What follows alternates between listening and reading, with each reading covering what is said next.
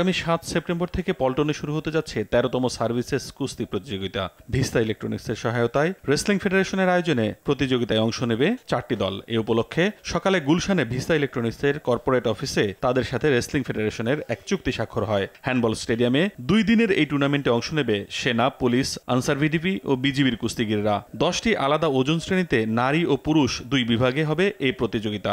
আমরা যতদিন গ্রো করব আমরা স্পোর্টসে আমাদের অবদান রাখবো, অতটুকু আস্থা আমাদের আছে।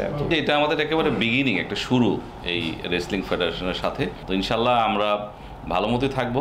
এখন যারা সার্ভিসেস টিমে আছে ম্যাক্সিমাম প্লেয়ার কিন্তু জাতীয় পর্যায়ের বিভিন্ন টুর্নামেন্ট থেকে তাদেরকে হান্ট করা হয়। Actually army, navy, air force, police, BDR যারাই টিম করে তারা কিন্তু ওই প্লেয়ারগুলোকে ওখান থেকে নিয়ে নেয়।